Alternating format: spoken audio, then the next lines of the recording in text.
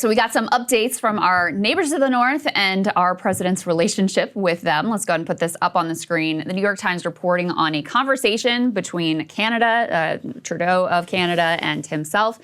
He told Justin Trudeau that he did not believe that the treaty that demarcates the border between the two countries was valid and that he wants to revise the boundary. Trump offered no further explanation. And, this is obviously in the context of the trade war, which, tariffs were put on. Some of them have been rolled back, but there's still a significant number that are in place.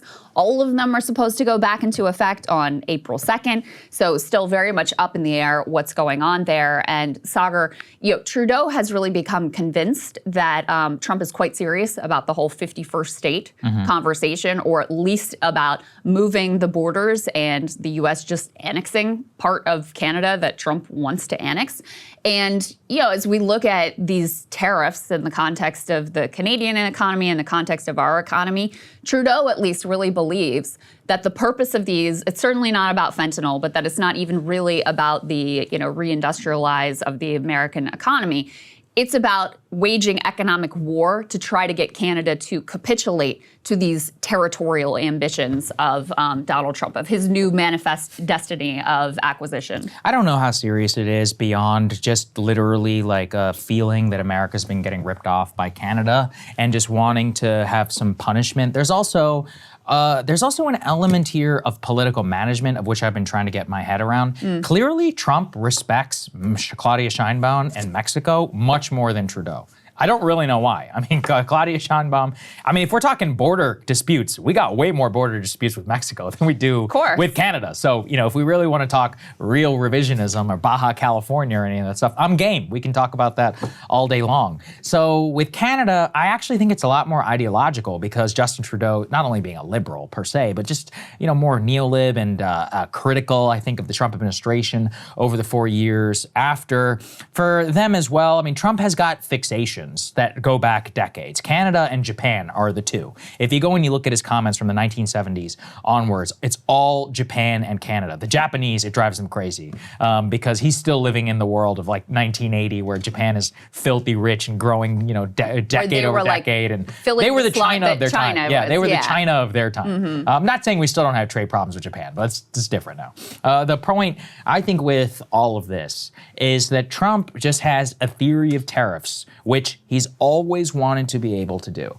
And being both unrestrained and having that ability, this so-called like madman theory and all of that, he wants to see how far that he can push it while running up against the realities of the market and of overall U.S. consumer sentiment. I think what he did not necessarily grapple with is the reaction from Canada that we've seen domestically in their politics. And with their rise now of the Liberal Party, basically saving them. Completely saving them. Reigniting like this Canadian nationalism, which I didn't even know existed. I thought they all hated each other anyway, and they're divided over language. But they really have come together. You got to give it to them, In a way, you do need like an external threat force to really make your country come together for your national identity. But the problem that I actually think is whenever we're igniting that Canadian identity and bringing them together, their capacity to suffer as opposed to the American consumer is probably much higher because they feel like they're sticking it to the man. Well, whereas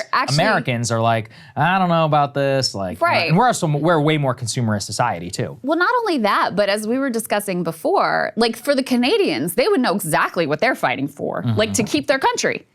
For us, be like, what? Why are we even doing this? Like, what is going on? And they don't even, there's a tiny, minuscule amount of fentanyl coming across the border, which is the line that we've been sold about why we have to do all of this. Well, it's the legal pretext. Yeah, that's the legal pretext. But they talk about it. That's what they're trying to sell is like, oh, this is why we need to do it. You had Peter Navarro talking about how the Mexican cartels had taken over Canada. So there's not any clear reason why Americans would want to wage this war, economic or otherwise. But for Canadians, the stakes are very clear and they're very high. So listen, I don't know what the hell is going on in Trump's head. I do think that part of it is, like you said, Saagar, Trudeau's he's sort of like the Obama of Canada, and came quite literally. Right, and came in opposite during the Obama era and all of that and positioned himself in a very similar way in terms of this sort of high IQ, liberal, internationalist approach.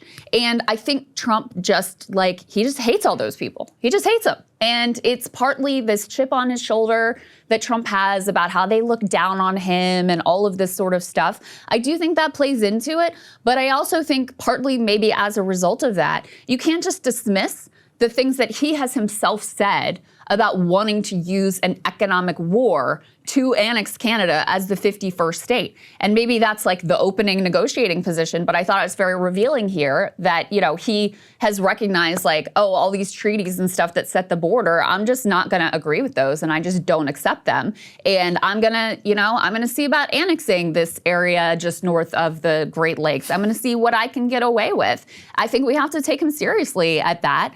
And, you talk about things that are politically unpopular, like the U.S. expanding into Canada is not something that anyone voted for. And it's wildly politically unpopular, as is acquiring Greenland. Probably the most popular of his, territorial conquest things is the Panama Canal, which he's already, sold off to BlackRock. So, he didn't sell it off to BlackRock. The Chinese sold it to BlackRock. Okay. And they probably shouldn't have owned it in the first place, if we're all being honest. But we know why that transaction ultimately happened. But why is that so bad? This is where I get annoyed. It's by the way, he tweeted today that Greenland will have the right of self-determination. So Greenlanders, there's only 50,000 of you. I have a modest proposal. We'll give you $1 million each. All you have to do is come over here. The Danes have treated you like shit. You will be embraced greatly by the American empire. And we protect you anyway, so you might as well sign up. On Canada, I don't know. Again, I have mixed feelings. These Canadians, they drive me crazy. The way that they, just their chauvinism, when clearly we are the only reason that they get to exist and breathe, is a little bit annoying,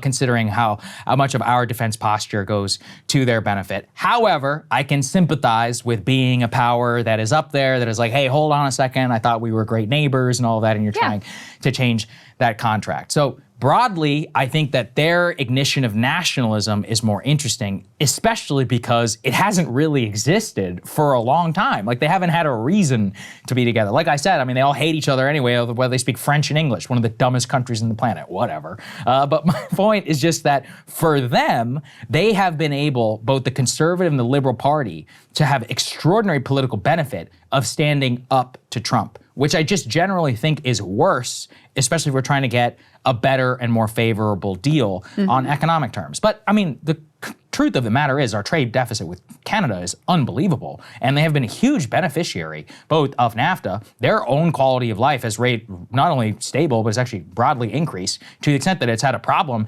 since NAFTA. It's their own fault because of mass immigration, of which they're having their own fights over in their own country right now. Something that even Justin Trudeau admitted, and part of the reason that he's so unpopular. So him getting kicked out is an interesting moment. And actually, if we see the rise of kind of the leaders in Canada, both left and right, they're having to fuse this new Canadian nationalism fight with kind of who and what they stand for, which is broadly better for them. I kind of wish we had the same thing over here. I'm almost jealous, to be honest, of their awakening. Yeah, so let's get to the Canadian politics here. Trudeau stepped down as Liberal Party leader because he was profoundly unpopular. And so the Liberal Party had their leadership elections. We can put this up on the screen. They chose a guy named Mark Carney. He is the former governor of both the Bank of England, actually during Brexit, and also the Bank of Canada. My sense of him, I've known about this guy for 2 days, is that he's sort of just a liberal technocrat kind of a guy.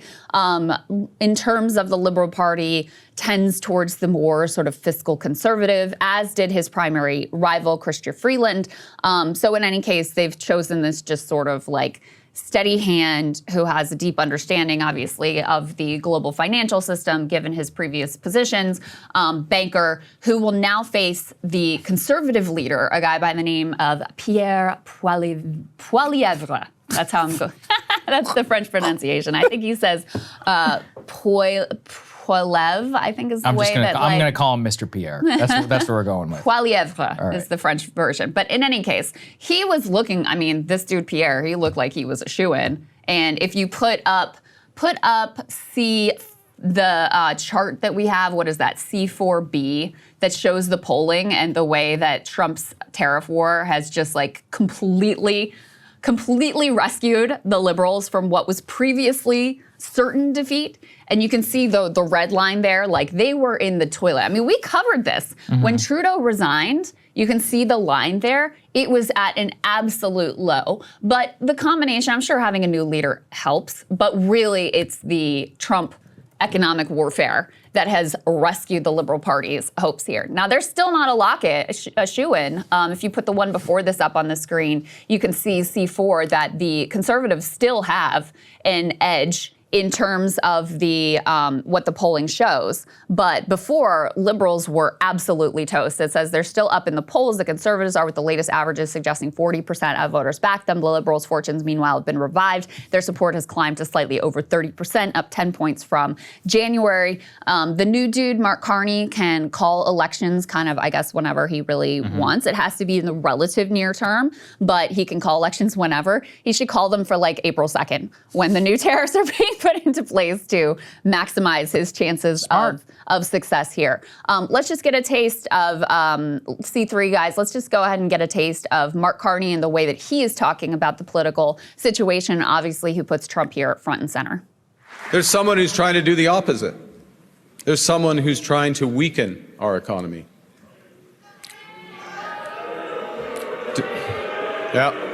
Donald Trump. Donald Trump.